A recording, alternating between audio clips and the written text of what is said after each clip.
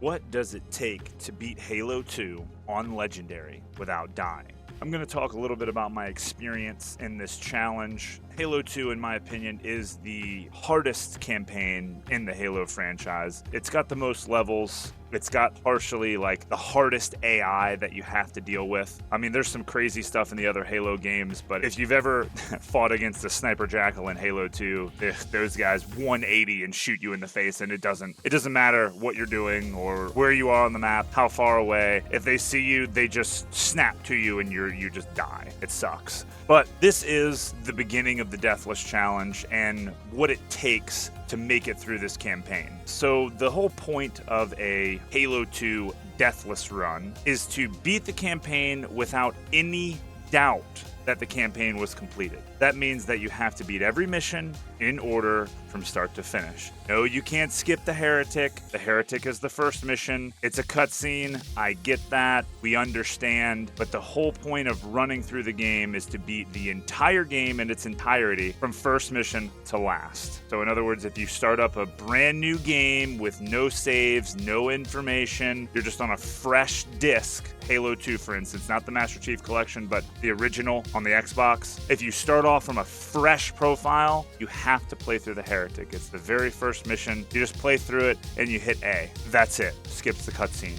After that comes up the Armory. The Armory is, in my opinion, a mission that needs to be played in every single run. I'm not going to get into the specifics of Armory because it is I guess it's not really a controversial topic, but everybody has their opinions, and I don't really care about that for this video. But it's very straightforward. It's just a tutorial you play through, and then after that you do a little train ride, and that's it. Then that mission's over with, and then you're done. Moving on. Cairo is, to most people, the first real level in the game. It's the first one where you have, enemy combat, and there's a few tricks and a few things that you can do to get through this mission. Overall, it's not that difficult. You just need to shoot what you have to shoot. You get access to a green gun, to a noob combo fairly early, and you can just rinse all of the wave spawns that come throughout the first two hangars. You can choose to slow play. You're not really given too many enemies to deal with at one time as long as you're paying attention. Overall, this is you just shoot what's in front of you and then you can proceed to the next area. If you're a speedrunner, you can do a couple of sword flies, but since this is a Deathless challenge, I wouldn't recommend it if you are fairly new to the challenge.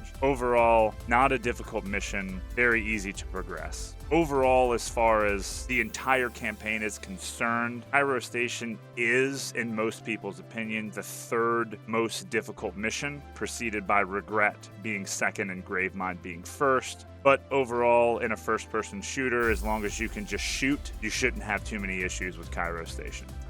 And I say that as I've spent 6 or 7 hours in one stream constantly dying to Cairo, but we're not going to talk about that. Outskirts, that is the second real quote-unquote mission. Outskirts, you can skip almost everything in this level. There's a little head glitch you can do to skip enemies in the hallway that leads to the Warthog section, but for the most part, you grab a vehicle, Ghost, Warthog, doesn't really matter, use a sniper rifle, shoot some of the snipers in the following areas, and then you just drive to the end. Outskirts is a very simple level, not too many tricks, not too many ways to die. It's not that complicated. Following Outskirts comes up to Metro. Metro is the first mission where we actually have a few different things to discuss. There's a short driving section at the beginning. There's a short combat section right in the middle with some snipers that you kind of do need to pay attention to. Overall, the tunnel section, it's got a few waves of elites. There's camo elites on the side of the tunnel that like to hide, so you got to be aware of those. But overall, you just have a sniper rifle. There's one that's given to you right as soon as you walk into the area. You just shoot things and then you're able to drive through. After the tunnel and the tube that exits the tunnel, this is where you have to decide what exactly you want to do. The safest strategy is you can do a grenade jump off of a full health Warthog and you can go out of the map, and there's actually a walk around behind the dome where you can jump into the catch skull load zone. In other words, the game thinks if you can get to that section, you have already cleared the dome area. So you literally can go outside of the map, you jump into a load zone, grenade jump, sword fly, regular jump, whatever it is to hit this load zone. You'll know you hit the load whenever you get a checkpoint. And going into the catch skull load zone in that section will literally despawn every enemy in that area as long as you just look the other direction. Halo 2 doesn't really like to despawn things with the player looking at them. Simply turn your head the opposite direction and count to 3, and then everything in that area will be despawned. There's a few more things to kill throughout Metro, nothing too complicated until you get to the last section. I've actually looked into the code in this area, and I've had coders look into this section, and they can't really tell me what happens here. There's no identifier as to why this happens, but we know it happens, so we just use it in the Deathless run. You drive forward into this area, and I like to drive off to the back streets. It's kind of like off to the side. There's a rocket launcher and some ammo, a couple of trucks over there, but there is a load in that area that if you drive to it and then simply drive out of the area, if you stay away from those two wraiths, that final fight section before you board the Scarab on Metropolis, you can literally despawn everything in that area. It takes about 3 minutes, but you'll get the dialogue telling Chief that he needs to rescue the Marines in the, command center or whatever you want to call it. Very interesting. Again, I haven't found a reason that explains why this happens, but it happens, so we're abusing it, like fuck fighting the race. They're dog shit. After that, simple grenade jump onto the Scarab if you want, or you can take the long way, like some people that I know. Bush, sorry, toxic. It's easy to end this mission. You just kill a few enemies on the Scarab, and the only thing that the mission requires is there's 3 enemies at the very end. There's 2 red elites and a white elite. You kill them, and the mission's over. Nothing too super complicated with Metropolis, but there you have it. Arbiter. That is the first mission where you actually get to play as the Arbiter, and it is the first mission that has sword tricks. This mission, there's 2 ways to play it. You can either kill everything or you can skip everything. The problem is that if you skip everything, there's a couple of different bad things that can happen that will cause a bit of an issue, and there's literally only one enemy that can cause you a problem in Arbiter, and that is the Sword Elite. After you drop down into the mission, there's a hangar, you're supposed to do a wave fight, then you're supposed to go into the, if you want to call them, catacombs of the Arbiter to chase the heretic leader. The problem is that there's a Sword Elite in these hallways. Now, if you've played Halo 2, there is a mechanic with the heretic elites. They don't have any forward melee damage. So you can stand right in front of them forever and they will melee you and not kill you. They do have melee damage if they hit you at a diagonal angle, but overall, you stand right in front of them and they will never kill you. You can use that in a lot of different spaces to head glitch on sections and pass by enemies, but the problem is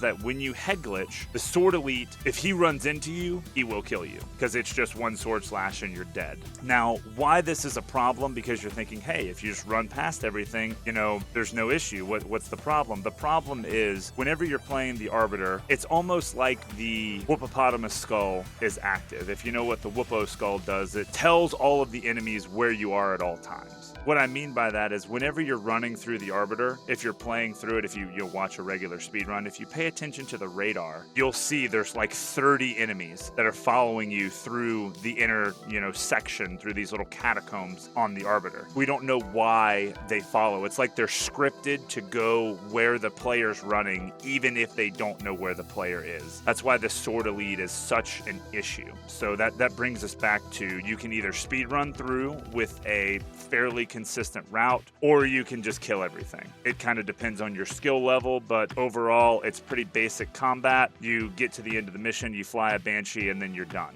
I just have to do this, because these hallways are being really fucking dumb right now. Oh god, I'm dead anyway.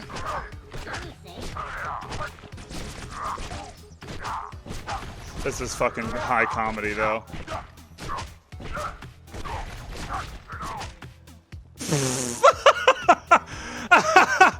Oh my god, I'm getting off, dude.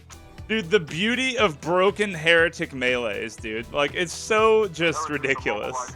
Up next is Oracle. Oracle is by far the most boring mission of Halo. It's basically like a library remake. You start off this mission, walk into a room, and you're supposed to, it's the flood reveal for Halo 2. You walk in, you fight some spores, then you ride down an elevator for 3 minutes with your head into a wall. Boring. Then you go into lab fight and you fight a few enemies in there, and then you have to wait a minute. Boring.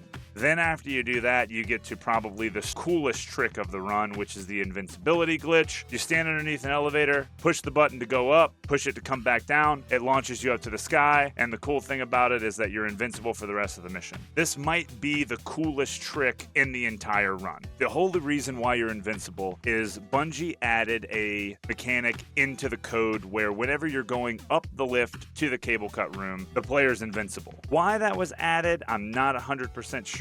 But the trigger to take away your invincibility is like when the elevator docks with the cable cut floor section. So whenever that gets to the top, invincibility goes away. But if it never reaches to the top, i.e. pressure launch, you can be invincible for the entire rest of the mission. Oracle overall is a very easy mission. You can literally skip every single section. It's not complicated, but it's time consuming, and that's what makes it boring!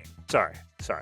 Anyway, Oracle, there's a few different things that you can do. You got to choose. It's kind of similar to Arbiter in that way, but nothing too complicated. If you want a little bit more of an in-depth tutorial on the 12-minute wait, which if you've watched any of my videos before, you know that you can skip the entire lab fight if you wait for 12 minutes. All that is in like 10 seconds is there's 4 waves of enemies. There is a 3-minute anti-soft lock timer that you can abuse to where the game will automatically progress right away. In other words, you do that. There's 4 waves, 3 minutes each. 4 times 3 is 12. You wait 12 minutes, the door opens, you can proceed. It's not necessary, but you can do it. The point is, Oracle sucks. Forget that mission. Moving on, Delta Halo. That's next. That mission, you can skip almost every single enemy. You start off, you got to kill a couple of turrets. There's, you have BR, rockets right at the very beginning. Very simple. You kill those, and you can literally just walk outside of the mission. Typically, you're going to see most people take the Scenic Route on Delta. You hit a load, the Sniper Jackal load right at the start of the mission, and you can literally walk all the way around the mountain and drop back into the level across the bridge where the wraiths are supposed to be. But if you walk all the way around, you can skip every trigger and nothing will spawn. So you drop in, you grab a ghost, there's a couple of more loads, there's a little bit of out of bounds pathing you have to pay attention to, but nothing complicated. You hit a couple of loads, then you drive to the end and you can skip this mission. Everything. The only thing that you have to pay attention to now is what do you want to use to take over to Regret? Because Regret sucks. Ass. Holy shit! Fucking run!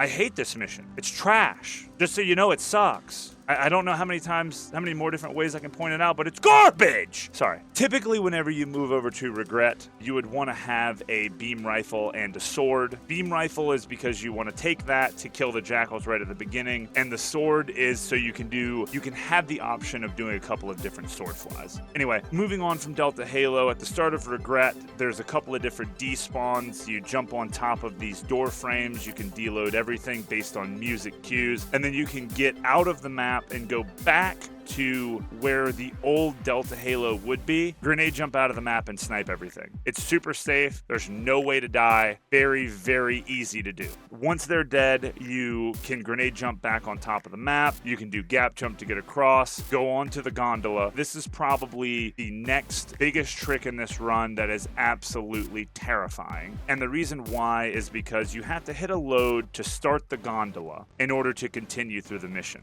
The problem with doing that is that as soon as you hit the trigger, there are 6 enemies right in front of you, and 4 of them are Sniper Jackals. If you played H2, you know that sucks. So, how do we get around that? It's quite simple. You can either choose to do grenades in the sky, the airstrike method. You can choose to do the sword scare method, or you can do the sword canceling method.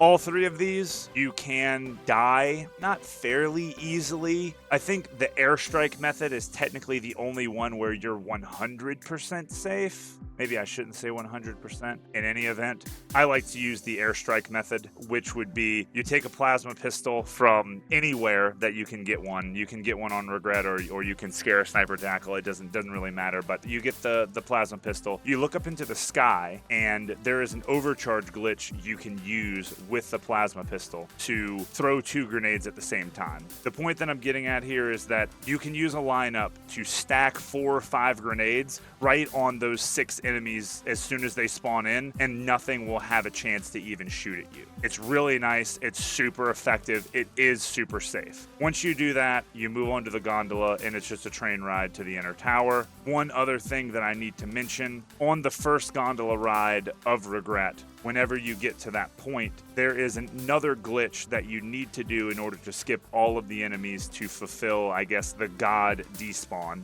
is you want to despawn the Phantom on the Master Chief Collection. This doesn't work on OG, but most people are going to be playing on MCC. Anyway, in order to despawn that Phantom consistently, you need to swing the sword over and over and over, or melee over and over and over, or jump. The point is you want to make sure you don't get a checkpoint there. Don't get a checkpoint, the Phantom will despawn. Very simple. Moving on. There's a few enemies that you kill in there, and then you get to the next big section, which is the underwater section. That section has a lot of sniper jackals all in one area. The best way to get around them is to simply abuse the head glitch, which what that is the Chief's character model sets slightly off to the right. So in other words, whenever you're lefty peeking off of a corner, the enemies will not shoot you because they know where you are based on where your head is. So by having your character model slightly off-centered, you can lefty peek outside, and then you're good to go. Also, I may have said that wrong. Your character model sits slightly off to the right, not off to the left, because you need it to sit off to the right so you can lefty peek. Anyway, you kill those snipers, and then you move on through the mission. The rest of it is not too complicated. You shoot a couple of guys. You can skip some enemies in the outside section by being patient. You get to the last gondola, and then you can literally sit on that gondola, and you are good to go. The last thing with Regret is the boss fight. This is the first, I guess, real boss fight that you can, that you experience in the run, because the one on Oracle, you're just invincible for it, so it really doesn't even matter. At the end of Regret, there's a specific lineup and a specific enemy that you want to sword fly off of, and you can literally sword fly into the temple using a redirect and block all of the doors with the pedestals in the fight, so that you can set it up to where you literally can 1v1 Regret. This boss fight for most people is the end of their run. It's very complicated. Normally there's a lot of enemies running around. Sometimes they're swords, sometimes they're plasma rifle, sometimes they're dual wield plasma rifle. There's grunts all over the place. This fight is very complicated, so in a Deathless run, you need to simplify it. We sword fly into the window, we block all the doors, and then you kill the remainder of the enemies that are in the room. By doing that, you can limit it to where there are only 2 grunts that will be alive in the boss fight. They do spawn infinitely until the fight's over, but with 2 grunts walking around, it's very, very easy to get Regret over and done with. The next mission, Sacred Icon. Sacred Icon is like I guess it's like the second library of Halo 2, but it's with less waiting. On Sacred Icon, mostly all you're doing is walking through the mission. There's a couple of different grenade lures and things that you can do to skip enemies, and paths that you can take so enemies don't get aggroed. It's nothing super complicated with it. You just have to know where to go. But overall, Sacred Icon is a walking simulator until you get to the very end, which is the final fight area. There's 6 waves of enemies. You have to kill them. There are some intricacies to this mission, but they're just not worth going over. You go through Sacred Icon, you walk to the end, and then you kill enemies. There's not really any big skips. I mean, there's like 1 sword fly at the end that you can abuse, but overall, Sacred Icon, it's just straightforward. You just run past every enemy. Oh my god. No way. Fuck you. Oh my god.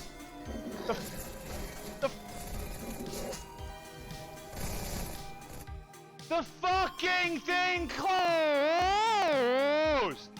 You suck! had to kill one only, that's all. Oh shit, no! Oh my god! Oh my fucking god!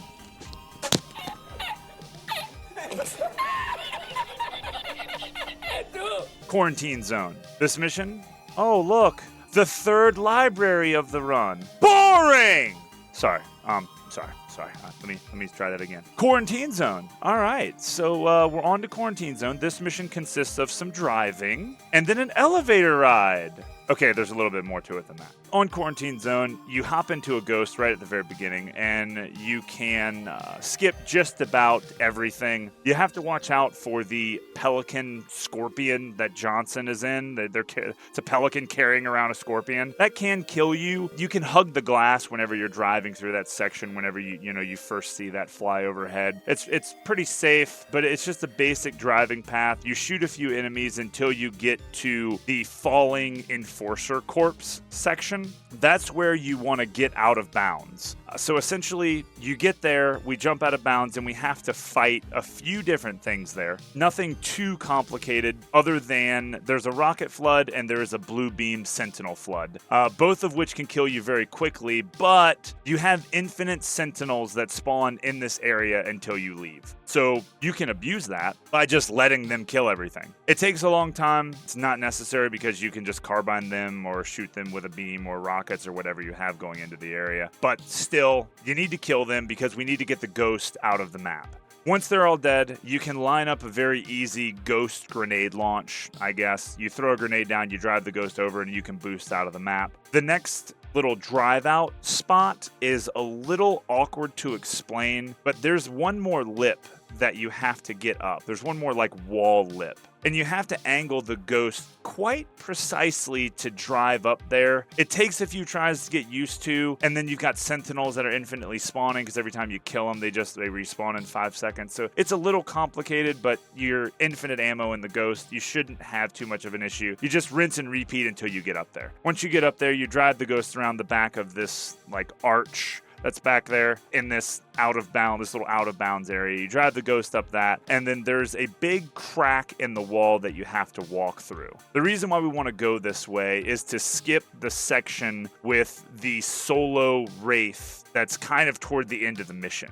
The reason why we do all of this extra nonsense on quarantine zone is because going through that section, there are so many issues. There is a random chance of a sniper flood spawning. That's just an auto headshot. There's a random chance of a rocket flood spawning that just auto aims and kills you. There is a tube full of enemies that has a rocket flood in it plus 5 or 6 other flood. There's a wraith in the area, and then we're not even going to continue to talk about what comes whenever you drive through there in a normal playthrough. There's a gauze warthog. There's a regular warthog. There's 2 more wraiths. There's a enforcer that flies in. Then in the final area, there's a wraith. There's another tank. There's a bunch of rocket flood. We don't want to fight any of that garbage. We want to skip all of that. We go out of bounds. We walk through the crack in the wall. It's a big orange crack in the wall. We walk through there, and then you hit a load. You go back outside the map, walk back through, get back in your ghost, and you can literally drive the ghost out of bounds and go all the way around to skip everything all the way to the end. It doesn't take that long with a little bit of practice, and you're out of there. No issues at all. You fly all the way to the end. You ride a gondola. There's a very easy, safe spot. You just get on top of the map, and then you're done. That brings us to Gravemind, the hardest mission in most people's eyes in the entire Halo franchise. This mission, there's so much to unpack. I'm going to try to go through it as quickly as I can possibly do it. In the first room, you start off, you have to wave fight a bunch of enemies with needlers. You don't have shit to start with, and it sucks! It sucks. So we need to get through them as quickly as possible. The ideal setup would be grab needlers, get into a very specific spot in the middle of the room after the first wave, and you can despawn the first 2 sets of enemies. After those enemies are done, you come up on the quote-unquote boss wave with 3 brutes, 4 grunts, and then it has 2 reinforcement brutes that spawn once you get down to only 2 enemies left in this room. What we gotta do, we gotta clear out the brute shot guy first, then another brute to make a guy berserk, then kill 2 2 more or 3 more enemies to where there's only 2 left. Once they're dead, you need to be on the top of the map ready for the carbine guys. Get them dead down to preferably only a berserking brute or 1 grunt left alive. Kill them and then get back in that precise spot in the center of the room to despawn all of the enemies for the last 2 waves for the first room. There's a lot to unpack in that room, but that's the overall basis for what we want to do there. After that, there's a couple of fighting sections that's not too hard. There's a few hallways that bring us to the prison room. Prison skip is it's the biggest skip on this map. It is a game changer because fighting the prison is awful. If you want to know how to do prison skip, there's a very simple way that I've kind of come up with using the brute shot brute in that room. You run into the prison room, you wait till the plasma rifle brutes go up top, and then you can literally use grenades to lure the brute shot brute down to you. And doing a little bit of maneuvering, you can get him to punch you into the lift, and you can skip the entire prison. It takes a little bit of practice. There's a couple of little nuanced mechanics that you need to be able to pull it off, but overall, huge skip. After prison skip, you fight a few hallways. There's a big outside section that you have to get past, some snipers. You clear those guys out, go past a couple of gravity lifts. Again, all you're doing is fighting and killing what needs to be killed. Nothing too crazy here that you got to look out for. You fight through Hell Room. That's the room that's got the jetpack elites and all the drones, and then there's brute reinforcements.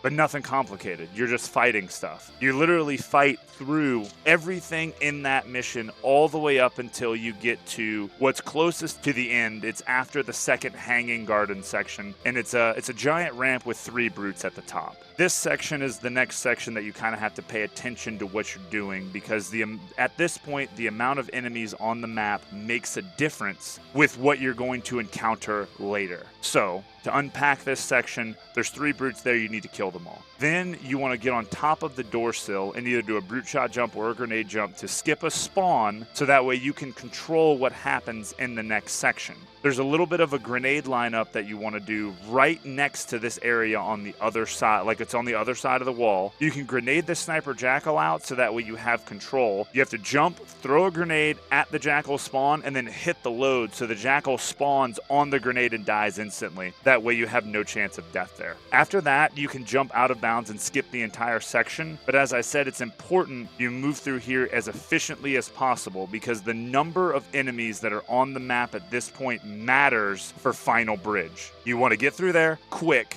get into the next hallway. There's a couple of elites, there's a few grunts. You want to kill all of that, and then that brings you to the first room where the spawns matter. If you do everything correctly, you walk into that next room and you're only going to have 2 elites that spawn in. If you do it incorrectly, you're going to have a bunch of grunts, there's going to be 4 elites, there's going to be a shit ton of stuff in here that you don't want to fight. The difference in these elites and most other elites that you encounter in the game is that these elites throw grenades. If that doesn't really register with a difference, fight elites on Cairo, fight elites on Regret, fight elites on the other missions. They don't throw grenades at you, and that's what makes these ones a little bit more terrifying. The point is, you want to go through, obviously, the correct way, 2 enemies, and then that's how you know that your final bridge setup is going to be correct. And that brings us to Final Bridge. This is the next and the last, really big skip of this mission. So whenever you open that final door, if you did everything correctly, there's only going to be 1 jackal on the right hand side that you can easily fuel rod or grenade or kill. No big deal. And once he's dead, you're going to be able to sword fly off of the turret that's in the middle of that bridge, and you can skip the entire Final Bridge encounter. It's so useful and so necessary, because playing through that casually, there's a bunch of hunters, there's a bunch of grunts, there's elites, there's buggers. It's just not fun to deal with. So we definitely want to make sure we're going through that section correctly. We skip the final bridge, go into the mausoleum fight, and in this section, all that you really need to do is kill the Fuel Rod Elite. Once you kill the Fuel Rod Elite, everything else, you have to be careful. It is on Legendary, it's very easy to die, but the Fuel Rod Elite is really the only guy that's scary. You kill a couple elites, you kill a couple of hunters, you kill a few brutes, and that's it. There's one final wave of elites at the very end, but again, you're just slaying them at this point. You can beam them out, you can nuke combo with carbine, but great Gravemind overall, if you've made it this far, you're done. You are golden to finish the rest of this run. Following Gravemind is thankfully an easy mission, Uprising. Uprising, you can grab a couple of grenades at the start. You can literally go out of bounds right at the very beginning and skip all but one Brood encounter. That Brood is it's the very first one. You can just backsmack him, but you skip all but one Brood encounter, and then you can go through the entire rest of the mission using a series of head glitches and camos, and you fight nothing. You can skip all of the enemies, including the ones in the very final outside section. Whenever you get to the doors that lead outside, there's 2 brutes and 3 jackals there. You'd think that these guys aren't really an issue, but the thing with this final door is that its hitbox is a little weird. So if you try to shoot and fight them too early, you can end up shooting the door. And if in most situations you'll have a fuel rod at this point, you're going to shoot yourself in the face, and then they're going to shoot you and your run's going to be over. So instead of fighting them, what I like to do is I run out the door to the left just a little bit, enough to where I can get to the side of the door, and that's just far enough to hit the final load zone to spawn in the sniper and the rest of the brutes. You can head glitch on that wall, and then once you get your invisibility back, you can run back inside to a specific point in the mission, and once you get there, you can go up the ramp, I guess, if you go back a little bit further, but the point is you go back in and you hit another load zone that bleeds through the inside of the map, and this is kind of similar to like the Catch Skull load zone on Metro, where the game thinks you've already completed that section. So once you clip that load zone, you deload everything and you can walk all the way to the end. Very, very cool, very handy in a Deathless run. What I like to do at the end of Uprising is actually walk around the end of the map all the way to like where you would normally go in a playthrough, because there's an armory section there, and you can go in and get yourself a beam rifle and a sword for the Great Journey for weapon carryover. Super helpful. I'm going in there. I'm going in there. You do what you want. I'm grabbing the 3 frags that are in there, the plasma grenades, beam rifle, and sword, and then we're out of there. Everything's despawned. You're moving on to the end. After Uprising is High Charity. This is the next biggest level in the run. It's arguably the biggest skip in the Halo franchise, and it's High Charity skip. If you know anything about H2, you've heard of it. You probably don't understand how it works, but you know that you fly an enemy to the end level trigger from the beginning of the mission. I'm not going to go into the details and nuances of the way High Charity skip works. I'm just going to give you a brief explanation. This is a do or die trick. Essentially, what you're doing is melee canceling off of an enemy over and over and over and over to fly yourself to the end level trigger and beat the mission without having a single encounter other than the initial setup. Now, it is worth noting that there are people that are going to argue that during High Charity skip, whenever you get to the end and you hit the end level trigger, your character falls and he dies, and that counts as a death. The only argument that I'm going to do here is that there's a mechanic in H2 that whenever a mission ends, what happens during the cutscene playthrough is that your character model gets teleported to somewhere off screen. Like it's still there. Your character model is there in the game, in the cutscene, but the game hides it because it obviously isn't supposed to be in the cutscene. They have another Master Chief model that plays through. The only thing that I'm going to say with this is that by doing High Charity skip, you get all the way to the end, and whenever you hit the end level trigger, your character model gets teleported to void space. Whenever you're in void space in Halo 2, you die. And that's why the cutscene doesn't play all the way through. Now, I'm not going to sit here and argue with little nuances on the way that is, because in my opinion, once the cutscene plays and the mission is done, that's it. Whenever you get that white screen and you show mission progression and we're moving on in my opinion. Let me know what you guys think in the comments. After High Charity is the final mission, Great Journey. This is the one where you're the most nervous. You have to have the most solid strats, and you don't want to have any mistakes. I actually died. Are you kidding me? Are you kidding me?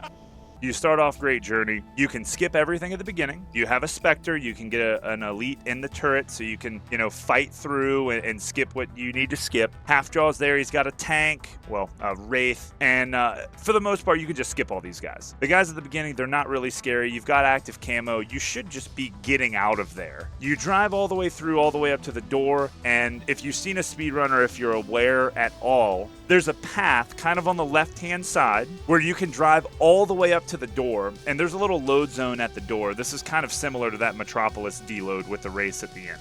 You go all the way up to this door, and there's a little load that's there. You go up far enough, you clip this load, and then you go back, and you can actually watch the wraiths despawn right in front of you. I don't know what's going on with Halo 2 and wraiths just disappearing, but yeah, it's a thing. We're using it. Thank you. Moving on. We go inside. You're supposed to fight a bunch of enemies with brute shots and a bunch of stuff all the way throughout, all the way to the Scarab fight where, you free Johnson and you team up and you go fight Tartarus and you save the day. All these enemies inside, you can fight them if you want. I choose to skip them. This is kind of that 50-50 shot where, like I was discussing on Arbiter, where you can use some speedrun strats and get through, or you can kill everything. It's really, really at your discretion. Both options work. I just choose to take the shortcut.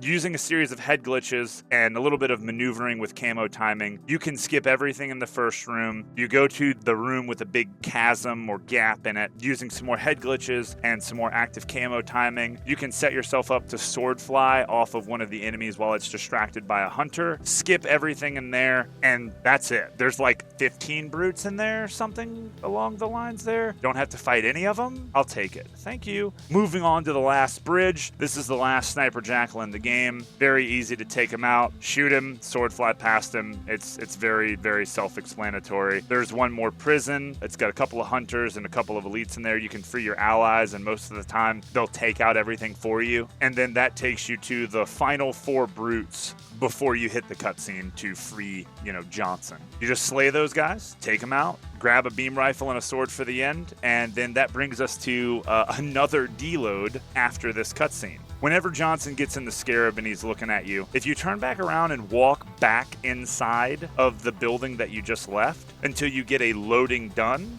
what that will do is once you hit that loading done, it's like the area isn't spawned in anymore. So whenever the wraiths spawn in that are on the floor, this is why does all the wraiths keep getting despawned? Like, what's going on here? Anyway, you walk back in and hit that load, and all of the wraith drivers just disappear. So the Scarab doesn't have to shoot them. You don't have to Banshee bomb them. You can literally just fly all the way to the very end, take a Banshee into the final boss fight. You wait for the Scarab to open the door, and you can line yourself up on the side of the building to where when the cutscene starts to play, you put the Banshee inside the room while you're trying to skip the cutscene. And so whenever the cutscene activates the trigger to put you in the boss fight, it will teleport you out of the Banshee into the boss fight, but the Banshee falls into the room. So you can grab the Banshee, get back in it, and kill everything in the final area with having absolutely no issue. There's no fear. The enemies that, they'll throw grenades at you, but you just blow them up with a Banshee bomb. The final boss fight is so